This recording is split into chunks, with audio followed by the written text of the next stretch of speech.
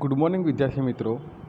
આજે આપણે ધોરણ 12 વિષય જીવ વિજ્ઞાન પ્રકરણ નંબર 5 આનુવંશિકતા અને ભિન્નતાના સિદ્ધાંતો વિશે અભ્યાસ કરીશું.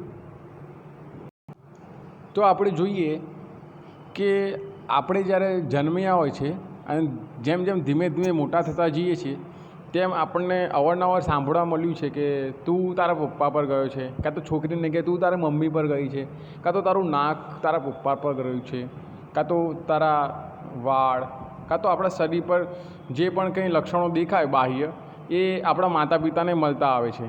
એટલે કે કોઈ પણ લક્ષણ જે છે આપણા માતા પિતા દ્વારા આપણને મળેલું છે. તો એ જ બાબતને આપણે આ ચેપ્ટરમાં સંપૂર્ણ રીતે અભ્યાસ કરવાની છે. તો તેમાં આપણે આગળ જોઈએ તો એમાં એવું છે, તો તમે આ જે ચિત્ર જોઈ શકો છો એમાં આપણે શું કહી શકીએ કે આમાં સામ્યતા શું છે અને ભિન્નતા શું છે. એટલે કે સામ્યતા આ જે ચિત્રમાં દેખાય છે એમાં આપણે સામ્યતા શું છે એ કહી શકીએ અને આ ચિત્રની ભિન્નતા કઈ છે. તો સામાન્ય રીતે આપણે કહી શકીએ કે સામ્યતા એ છે કે આ બધા જ પુષ્પ એ ગુલાબના છે અને ભિન્નતા એવી છે કે આ બધા જ પુષ્પનો રંગ અલગ અલગ છે. એટલે કે એની ભિન્નતા થઈ, પરંતુ સામ્યતા એ જ છે કે એ એક જ પુષ્પ મતલબ ગુલાબનું પુષ્પ છે. તો હવે આપણે આગળ બીજું ચિત્ર જોઈએ, જેમાં આ ચિત્રમાં તમે જોઈ શકો છો કે અલગ અલગ દેશની કન્યાઓ સ્ત્રીઓનો ફોટો આપણે જોઈ શકીએ છીએ. એમાં સામ્યતા શું ને ભિન્નતા શું, તો કોઈ કહી શકે. જેમાં આપણે કહીએ તો સામ્યતા એ છે કે આ બધી જ સ્ત્રીઓ છે અને ભિન્નતા જોઈએ તો તે અલગ અલગ દેશ તેમજ અલગ અલગ રંગ તેમજ અલગ અલગ ચહેરાઓ તેમજ અલગ અલગ વાળ સ્કિન ધરાવતી કન્યાઓ છે. એટલે કે આમાં પણ સામ્યતા અલગ છે અને ભિન્નતા પણ અલગ જોવા મળે છે. તેમજ આપણે તેમાં આગળ જોઈએ તો આ ત્રીજા નંબરનું જે ચિત્ર છે એમાં આપણે જોઈએ તો આમાં સામ્યતા શું અને ભિન્નતા શું, તો આપણે સામ્યતા એ કહી શકીએ કે આ બધી જ આંખો જે છે એ મનુષ્યની છે, એટલે માનવ આંખો છે, માનવ આંખની કીકી છે.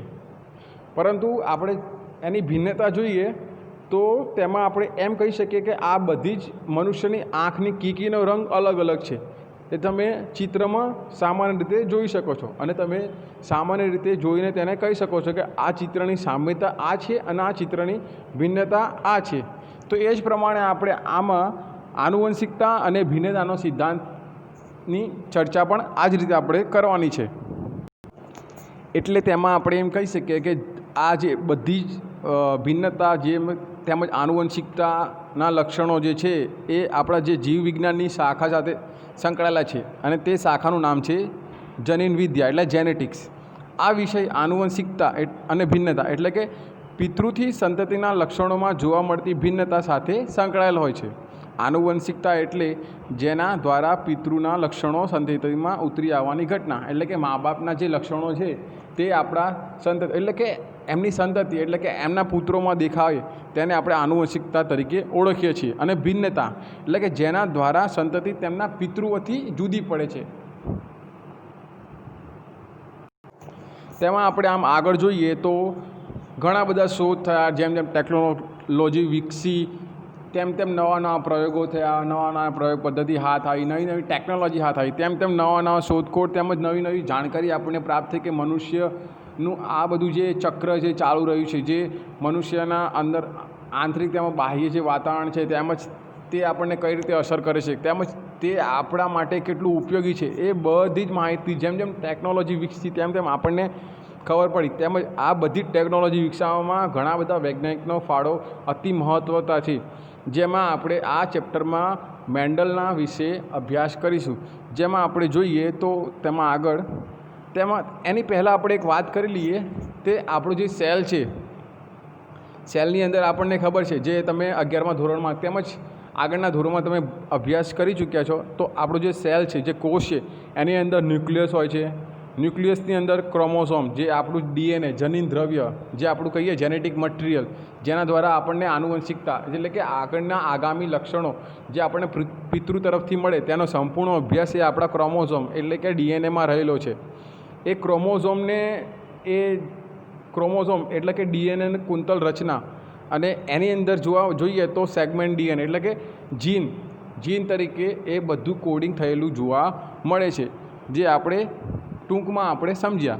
તો હવે તેમાં આપણે આગળ જોઈએ તો જનીન વિદ્યા. જે જનીન વિદ્યા છે એ 2 ઘટકો ઉપર આધારિત છે, એટલે કે તેના 2 મુખ્ય ઘટકો છે. પહેલું તો આનુવંશિકતા એટલે કે પિતૃઓ અને તેમની સંતતિ વચ્ચેના સમાનતાપણાના જવાબદાર કારકોનો અભ્યાસ એટલે કે આનુવંશિકતા. અને એટલે કે માતા પિતાના લક્ષણો જે સંતતિમાં ઉતરી આવવાની ઘટના એને આપણે આનુવંશિકતા તરીકે ઓળખી શકીએ છીએ. અને બીજા નંબરે છે ભિન્નતા, કે જેનો સંબંધ કોઈપણ 2 સજીવો કે જે એકબીજાથી તદ્દન સરખા હોતા નથી તે માટે જવાબદાર પ્રભાવ કે અસરો સાથે સંકળાયેલો છે. આમ એક જ જાતિના વ્યક્તિમાં ઉદ્ભવતા જુદાપણાને આપણે ભિન્નતા તરીકે ઓળખીએ છીએ. આ બધું જ આપણે જોઈએ તો એ બધું જ આ ચેપ્ટરમાં આપણે ઊંડાણપૂર્વક અભ્યાસ કરવાનો છે.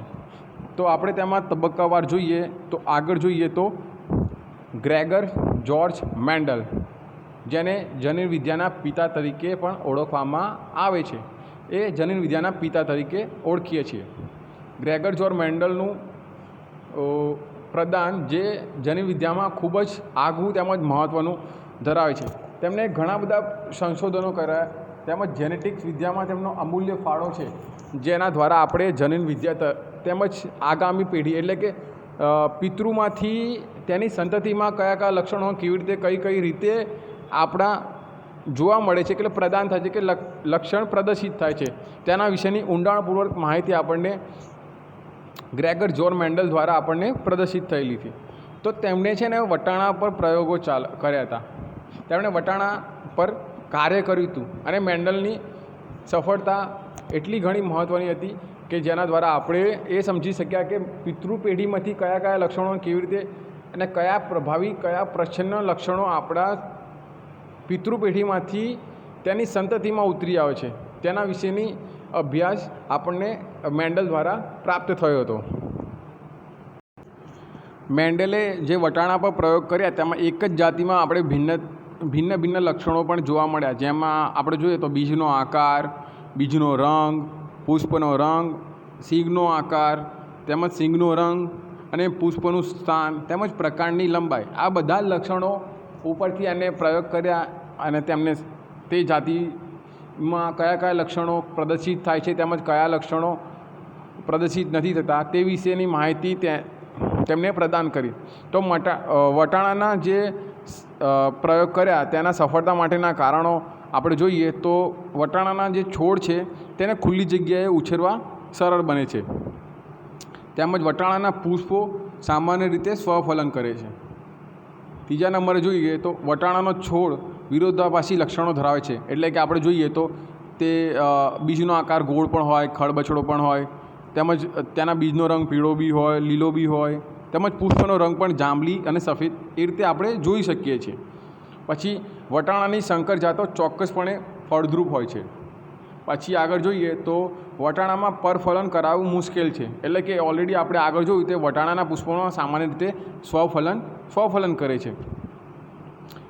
તો આગળ જોઈએ તો મહદઅંશે કૃત્રિમ ફલન સફળ નીવડ્યા હતા. પછી તેમના મોટાભાગના એટલે કે મેન્ડલે જે પ્રયોગો કર્યા તેમાં એક જ સમયે એક જ લક્ષણની આનુવંશિકતાનો તેમણે અભ્યાસ કર્યો હતો. એટલે કે એમાં આપણે જોઈએ તો બીજનો આકારની અભિવ્યક્તિ માટે તેમણે પ્રયોગ કર્યો તો એ એક જ લક્ષણને આધારે એમણે પ્રયોગ ચાલુ કર્યા હતા. તો એમાં આપણે જોઈએ તો મેન્ડલે 2 છોડ કે જે 2 લક્ષણોની બાબતોમાં અલગ પડતા હોય તેમની વચ્ચે પરફલન કરાવ્યું. એટલે કે એક જ લક્ષણની બાબત આપણે જોઈએ એટલે કોઈ બી એક છોડમાં તેમને એક જ લક્ષણને પર્ટિક્યુલર પકડીને તેમણે પ્રયોગો કર્યા. તો જેમાં પુષ્પનું સ્થાન તેમજ પ્રકાંડની લંબાઈ, તો એમાં બીજનો રંગ, બીજનો આકાર એ રીતે ઉપરોક્ત એટલે આગળ જે પ્રકારના છોડને એટલે પહેલી જે સંતતિ મતલબ કે પહેલું જેના ઉપર પ્રયોગ કરવાના હોય તેને પિતૃ છોડ કહ્યા, તેને પી સંજ્ઞા વાપરી, એટલે કે પી સંજ્ઞા વડે તેને દર્શાવ્યા. તેમજ પ્રથમ પેઢી કે ના જે બે પિતૃ વનસ્પતિ છે, એટલે કે બે જે વનસ્પતિ છે તેની વચ્ચે જે પરફલન આપણે કરાવવાનું છે તેના પરિણામથી જે સંતતિ પ્રાપ્ત થાય તેને પ્રથમ સંતતિ પેઢી એટલે કે F1 પેઢી તરીકે ઓળખવામાં આવતા હતા. તેમજ તેને સંજ્ઞા તરીકે F1 સંજ્ઞાથી દર્શાવી છે. તેમજ તેમાં આગળ જોઈએ તો F1 પેઢી જે છે તેના દ્વારા સ્વફલન કે પરફલન આપણે જે મેન્ડલને લક્ષણો જોવાના હતા તે પ્રમાણે તેને F1 પેઢીમાંથી જે સ્વફલન કે પરફલન દ્વારા પેદા થતી સંતતિને તેને F2 એટલે કે બીજી સંતતિ નામ આપ્યું, જેને F2 સંતતિ તરીકે દર્શાવ્યું છે. તો આપણે આગળ જોઈએ એક સંકરણનો પ્રયોગ એટલે કે એક જનીન વારસાનું વારસાગમન. તો એક સંકરણના પ્રયોગ પરથી આપણે એ જોઈએ તો જે પ્રયોગમાં ફક્ત એક જ લક્ષણનું વારસાગમન નક્કી કરવામાં આવે, એટલે કે કોઈ બીજનો રંગ, સિંગનો આકાર, બીજનો આકાર એવી રીતે, તો તેવા પ્રયોગને આપણે એક સંકરણનો પ્રયોગ તરીકે ઓળખીશું. મેન્ડલે બે વટાણાના છોડ પસંદ કર્યા જે પૈકી એક ઊંચા પ્રકાંડવાળો હતો અને બીજો વામન એટલે કે ટૂંકા પ્રકાંડવાળો હતો. આ બંને પ્રકારના છોડને પિતૃ છોડ એટલે કે પિતૃ પેઢી તરીકે વર્ણવ્યા, જે આપણે ઉપર આગળ જોઈ શકીએ છીએ. તેઓ શુદ્ધ ઉછેરવાળા હતા, જેમાં પ્રથમ ઊંચા છોડના પરિપક્વ પુષ્પમાંથી પુકેસર દૂર કરવામાં આવ્યા. આવા પુષ્પને નાની પેપર કોથળીથી જ્યાં સુધી પુષ્પ પરિપક્વ ના થાય ત્યાં સુધી ઢાંકવામાં આવ્યા અને સ્ત્રી કેસર ઉપર બીજા વામન એટલે કે જે નાના છોડ છે, ટૂંકા છોડ છે, એની ઉપરથી લીધેલ પરાગરજને છાંટવામાં આવી. એટલે કે આ જે પિતૃ પેઢી છે તેની વચ્ચે સ્વફલન કરાવવામાં આવ્યું. તેના દ્વારા જે આપણા જે F1 પેઢી જે છે એમાં આપણે જોઈએ તો પિતૃ પેઢીને મળતી સંતતિ આપણને પ્રાપ્ત થાય છે કે નહીં થતી તે આ પ્રયોગ દ્વારા આપણને જોવા મળશે. એટલે જે P1 એટલે કે પિતૃ પેઢી હતી જેમાં ઊંચા છોડ અને નીચા છોડ એટલે તે શુદ્ધ હતા, તેમને ગેમેટ્સ એટલે કે તેમના જન્યુઓ કેપિટલ T અને સ્મોલ t તરીકે તેમને દર્શાવ્યા. એટલે કે બંને પિતૃ પેઢી છે તેમની બેની વચ્ચે જ્યારે સંકરણ કરવામાં આવ્યું ત્યારે જે ગેમેટ્સ એટલે કે જન્યુઓ જે છે એ આ પ્રમાણે થઈ શકે: કેપિટલ T, સ્મોલ t અને સ્મોલ t. આ જે જન્યુઓ છે તેના દ્વારા ઉત્પન્ન થતી F1 પેઢી આપણને કેપિટલ T અને સ્મોલ t પ્રાપ્ત થાય છે.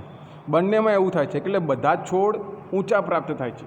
તો એવું કેવી રીતે બન્યું એ આપણે જોઈએ તો મેન્ડલે જે F1 પેઢીના બધા જ છોડ ઊંચા પ્રાપ્ત થયા તે એટલા ઊંચા હતા કે એટલે કે જે પિતૃઓ પી પેઢી હતી એના જેટલા જ ઊંચા હતા. F1 છોડનું જ્યારે સ્વફલન કરાવવામાં આવે ત્યારે બીજા જે F2 પેઢી જે આપણને મળે છે તેમાં બે પ્રકારના છોડ જોવા મળે છે. એટલે કે આપણને જે F1 પેઢી પ્રાપ્ત થઈ જેમાં આપણને કેપિટલ T, સ્મોલ t ધરાવતા જન્યુઓવાળું છોડ પ્રાપ્ત થયું, તો એ જ છોડનું બીજું છોડ એટલે કે એ જ જાતિ એ જ જન્યુઓ ધરાવતું બીજું છોડ સાથે આપણે જ્યારે આને સ્વફલન કે પરફલન કરાવીએ ત્યારે આપણને જે F2 પેઢી છે તેમાં બે પ્રકારના છોડ એટલે કે એમાં ગેમેટ્સની સંખ્યા જોઈએ તો capital T, small t, capital T, small t તેમજ સ્મોલ t એ પ્રમાણે આપણને ગેમેટ્સ જોવા મળે છે. તો ત્યારે એ જે F1 પેઢી વચ્ચે જ્યારે સંકરણ કરવામાં આવ્યું ત્યારે આપણે તેની પેઢી જોઈએ તો આ પ્રકારે આપણને એમાં જોવા મળે છે. તેમાં બે પ્રકારના છોડ જોવા મળે, તેમાં ઊંચા અને નીચા છોડ પણ હતા. મેન્ડલે ઊંચા અને નીચા છોડને જોયું તો F2 પેઢીમાં જ્યારે તેને વટાણા છોડ પર પ્રયોગ કર્યા ત્યારે તેને 1064 પૈકી છોડ લીધા હતા. તેમાંથી 787 છોડ ઊંચા જોવા મળ્યા અને 277 છોડ નીચા હતા. તેનું પ્રમાણ લગભગ 3:1 હતું. મેન્ડલે જુદા જુદા લક્ષણોને લઈને આ જ પ્રકારે પ્રયોગો કર્યા ત્યારે તેને ખબર પડી કે આપણે કોઈપણ એક લક્ષણને અનુલક્ષીને જ્યારે F1 પેઢીમાંથી સંકરણ કરાવીએ એટલે કે જે પિતૃ પેઢીમાંથી જે સંતતિ પ્રાપ્ત થાય ત્યારે એને બીજી કોઈ એની જ સંતતિમાં જ્યારે સંકરણ કરવામાં આવે ત્યારે કંઈ અલગ વિરોધાભાસી લક્ષણો પણ જોવા મળે છે. જેવી કે આપણે આમાં જોયું કે ઊંચા અને નીચા છોડ શુદ્ધ હતા, તેમાં જે પિતૃ પેઢી હતી તો પહેલી પેઢીમાં આપણને બધા ઊંચા છોડ મળ્યા, અને જ્યારે એ જ જે જન્યુઓ છે જે F1 પેઢી છે તેમાં આપણને સ્વફલન કરાવ્યું ત્યારે આપણને 2 જાતના છોડ જોવા મળ્યા. તો એનું પાછળનું કારણ શું, તે આપણને કેવી રીતે મળ્યા, તે આપણને કેવી રીતે પ્રાપ્ત થયા તે આપણે આગળ જોઈએ તો ખબર પડશે. તો એમાં આપણે આગળ જોઈએ, મેન્ડલે જે વટાણા પર પ્રયોગ કર્યો તેમાં વિરોધાભાસી લક્ષણો જેવા કે આપણે જોઈએ આના આગળ આપણે જોયું કે જેમાં પ્રકાંડની લંબાઈ, પુષ્પનું યોગ્ય સ્થાન, સિંગનો રંગ, સિંગનો આકાર, બીજનો આકાર, પુષ્પનો રંગ તેમજ બીજનો રંગ, આ બધા આપણને લક્ષણો જોવા મળ્યા. તેમની વચ્ચે આપણે સંકરણ કરાવ્યું ત્યારે આપણને અલગ અલગ તરીકે સંતતિ પ્રાપ્ત થાય છે. મેન્ડલે દરેક લક્ષણને અનુસર્યા, તેમાંથી 2 વિરોધાભાસી દેખાવ અથવા તો લક્ષણ જેવા કે ઊંચા અને નીચા પ્રકાંડ તેમજ ગોળ અને ખરબચડા બીજ વગેરે એવું એના વિશે આપણે પ્રયોગ કરીએ તો મેન્ડલે એકબીજાથી જુદા પડતા લક્ષણોને વિવિધ કારકો એટલે કે જનીન તરીકે ઓળખ્યા, જેને આપણે એલ્સ તરીકે પણ ઓળખી શકીએ છીએ એટલે કે સૂચવી શકીએ છીએ.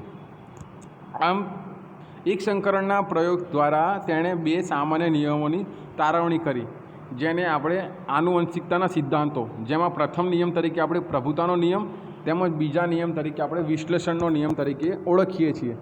એટલે કે એક સંકરણના પ્રયોગ દ્વારા આપણને એ સમજ તો મળી કે આપણી જે પિતૃ પેઢી છે તેનાથી કંઈ લક્ષણો એની સંતતિમાં જાય છે, પરંતુ જે F2 પેઢી છે જેમાં આપણે સ્વફલન કરાવ્યું ત્યારે આપણને એવું થયું કે આ પહેલી પેઢીમાં આપણે કરાવ્યું જ્યારે ઊંચા અને નીચા છોડ વચ્ચે ત્યારે બધા છોડ ઊંચા મળ્યા, પરંતુ જ્યારે એ જ સંતતિ વચ્ચે જ્યારે સ્વફલન કરાયું ત્યારે 2 પ્રકારની સંતતિ પ્રાપ્ત થઈ. એ કેવી રીતે બન્યું, એટલે કે એમાં કંઈ કારણ હશે ત્યારે જ એ આપણને એવી રીતે મળ્યું હશે.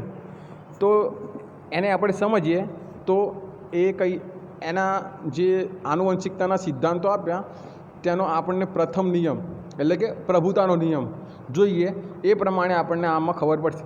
એટલે કે જ્યારે કોઈ સજીવ એક લક્ષણ માટે 2 ભિન્ન વૈકલ્પિક કારકો આવેલા હોય, એટલે કે આપણે જોયું કે F1 પેઢીમાં આપણે જ્યારે જન્યુઓ જોયા તો કેપિટલ T અને સ્મોલ t એ 2 જન્યુઓ અંદર એટલે 2 ભિન્ન વૈકલ્પિક કારકો હાજર હતા.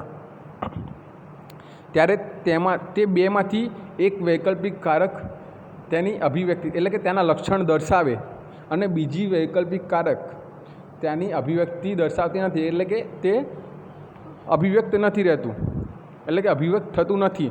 જે વૈકલ્પિક કારક અભિવ્યક્ત થાય છે જેને પ્રભાવી જનીન તરીકે આપણે ઓળખીએ છીએ, અને જે વૈકલ્પિક કારક અભિવ્યક્ત થતું નથી એટલે કે ડોમિનન્ટ નથી તેને આપણે પ્રચ્છન્ન જનીન તરીકે પણ ઓળખીએ છીએ. એટલે કે એક પ્રભાવી છે અને એક પ્રચ્છન્ન છે. એટલે કે એમાં આપણે જોઈએ તો કેપિટલ T જે જનીન છે એ પ્રભાવી છે અને સ્મોલ t એ છે એ પ્રચ્છન્ન છે. એટલે કે F1 સંતતિમાં સ્વફલનના પરિણામ તપાસીએ ત્યારે F1 પેઢીના બધા જ છોડ ઊંચા છે અને એટલે કેપિટલ T સ્મોલ tનું જનીન બંધારણ ધરાવે છે. નર છોડ તરીકે 2 પ્રકારના જન્યુઓ તેમાં છે, એમાં T એટલે કેપિટલ T અને સ્મોલ t થઈ શકે છે, અને માદા છોડ તરીકે પણ તેમાં જોઈએ તો 2 પ્રકારના જન્યુઓ એમાં છે, કેપિટલ T અને સ્મોલ t. એ 2 પ્રકારના જન્યુઓ અન્ય 2 પ્રકારના જન્યુઓનું 4 પ્રકારે ફલન કરીએ તો capital T capital T, capital T small t, capital T small t અને સ્મોલ t સ્મોલ t. આમાંના 3 પ્રકારના છોડ ઊંચા છે, જેમાં આપણે જોઈએ તો capital T capital T, capital T small t, capital T small t. એટલે કે આ 3 પ્રકારના છોડ ઊંચા છે જેમાં પ્રભાવી જનીન તરીકે કેપિટલ T હાજર છે એટલે તે ઊંચા છોડ છે, અને નીચા છોડમાં સ્મોલ t સ્મોલ t. આમ F2 પેઢીમાં બધી જ સંતતિ પ્રાપ્ત થતી સંતતિ પૈકી 3/4 એટલે કે 3/4 સંતતિ પ્રભાવી તરીકે અભિવ્યક્ત થાય છે અને 1/4 સંતતિ એટલે કે 25% પ્રચ્છન્ન તરીકે અભિવ્યક્ત થાય છે. આમ તેનું પ્રમાણ જોઈએ તો 3:1 પ્રમાણ આપણને પ્રાપ્ત થાય છે. આ આના આધારે મેન્ડલે આ નિયમ તારવ્યો છે. તેમાં આપણે આગળ જોઈએ એટલે કે આપણને ખબર પડી કે એક આપણી જે F1 પેઢી છે તેમાં કોઈ એવા ઘટકો છે, એવા કારકો છે જેમાં એક પ્રભાવિત છે અને એક પ્રચ્છન્ન છે. તો તેના જ આધારે આપણે બીજો નિયમ જોઈએ તો વિશ્લેષણનો નિયમ. આ નિયમ એ તથ્ય પર આધારિત છે કે જનીન એકબીજા સાથે મિશ્રિત એટલે કે ભેગા થયા વગર સાથે રહે છે અને F2 પેઢીમાં બે લક્ષણોની પુનઃ અભિવ્યક્તિ થઈ જાય છે. ભલે પછી તે પૈકી એક F1 પેઢીમાં અભિવ્યક્ત થતું નથી. એટલે કે F1 પેઢીમાં આપણે જોઈએ તો જે કેપિટલ T છે તેની અભિવ્યક્તિ દર્શાવે છે એટલે બધા જ છોડ ઊંચા જોવા મળે છે. એટલે પિતૃમાં બંને જનીન આવેલા હોય છે. તે જન્યુઓના નિર્માણ સમયે કારકો એકબીજાથી અલગ પડે છે અને તે પૈકીનું એક કારક જન્યુકોષમાં દાખલ થાય છે, જેને સમયુગ્મી પિતૃ દ્વારા ઉત્પન્ન થતા બધા જન્યુઓ સમાન હોય છે. જ્યારે વિષમયુગ્મી પિતૃ દ્વારા બે પ્રકારના જન્યુઓ ઉત્પન્ન થાય છે, જેમાં પ્રત્યેક એક જનીન એટલે કે એલેલ સરખા પ્રમાણમાં જોવા મળે છે. એટલે કે આપણે જોયું કે જે F1 પેઢી છે તેમાં બે અલગ અલગ જન્યુઓ જોવા મળે આપણને. જ્યારે પિતૃ પેઢી છે જેમાં આપણે કેપિટલ ટી પિતૃ પેઢી તરીકે લીધું હતું. એટલે કે એ સમયુગ્મી પિતૃ હતા. જ્યારે બે સમયુગ્મી પિતૃ વચ્ચે આપણે સંકરણ કરાવ્યું ત્યારે જે પેઢી આપણને પ્રાપ્ત થઈ તેને વિષમયુગ્મી પિતૃ તરીકે આપણે ઓળખ્યા. અને એ વિષમયુગ્મી પિતૃ દ્વારા જ્યારે સ્વફલન કે પરફલન કરાવ્યું ત્યારે એ વિષમયુગ્મી પિતૃ દ્વારા પ્રાપ્ત થતી સંતતિમાં તેના જ વિરોધાભાસી જેવા લક્ષણો ધરાવતી સંતતિ આપણને પ્રાપ્ત થઈ, જેનું પ્રમાણ આપણે જોયું 3:1 પ્રમાણ આપણને પ્રાપ્ત થયું હતું. એટલે કે આપણે આમાં જોઈએ એટલે કે આ જે એક સંકરણનો પ્રયોગ છે દ્વારા આપણને એ સાબિત થાય છે કે જે જન્યુઓ છે જેમાં જે લક્ષણો ધરાવે છે તેના દ્વારા આપણે જોઈએ તો કોઈ એવા લક્ષણો જે છે જે અમુક વખત અભિવ્યક્ત થાય છે. એટલે કે જે ડોમિનન્ટ છે, જે પ્રભાવી છે તે પોતાની અભિવ્યક્તિને પ્રદર્શિત કરે છે, એટલે કે લક્ષણ દર્શાવે છે. પરંતુ અમુક જનીન એટલે કે પ્રચ્છન્ન જે જનીન છે તે તેની અભિવ્યક્તિ ઢાંકે છે. એટલે કે પ્રભાવી જ્યારે પોતાની લક્ષણની અભિવ્યક્ત કરે ત્યારે પ્રચ્છન્નની અભિવ્યક્તિ અદ્રશ્ય એટલે કે ઢંકાઈ રહે છે. આ હતો એક સંકરણનો પ્રયોગ, જેમાં આપણે જોયું કે સમયુગ્મી ઊંચા તેમજ સમયુગ્મી નીચા તેમજ આપણી જે વિષમયુગ્મી પિતૃ પેઢી છે તો તેમાં આપણે જોઈએ જે આપણો આ ચિત્રમાં તમે જોઈ શકો છો આ PPTમાં, જેમાં આપણે જોયું આગળ જે સમયુગ્મી ઊંચા પ્રભાવી કારકો છે એટલે કે કેપિટલ T છે તેમજ સ્મોલ t એટલે સમયુગ્મી પ્રચ્છન્ન કારકો જે છે તેની વચ્ચે આપણે સંકરણ કરાવ્યું ત્યારે આપણને બધા છોડ ઊંચા મળ્યા. તેમાં પણ આપણે તેનું જનીન બંધારણ જોઈએ તો તેમાં એક કેપિટલ T એટલે કે પ્રભાવી તેમજ એક પ્રચ્છન્ન કારક હાજર હતું.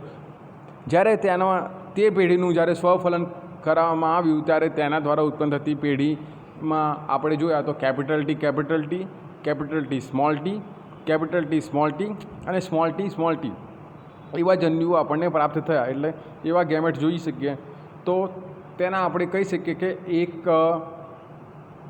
સમયુગ્મી ઊંચા છોડ હતા. પછી બીજા જોઈએ તો વિષમયુગ્મી ઊંચા છોડ હતા. પછી વિષમયુગ્મી ઊંચા છોડ અને સમયુગ્મી નીચા છોડ. એટલે કે તેનું આપણે જનીન પ્રમાણ તરીકે જોઈએ તો 1:2:1, પરંતુ એને સ્વરૂપ રીતે આપણે આગળ જોયું તે જ પ્રમાણે આપણે 3:1 પ્રમાણે તેને આપણે લખી શકીએ છીએ. આ હતો આપણો એક સંકરણનો પ્રયોગ. તો હવે આપણે નેક્સ્ટ લેક્ચરમાં દ્વિસંકરણના પ્રયોગ વિશે અભ્યાસ કરીશું.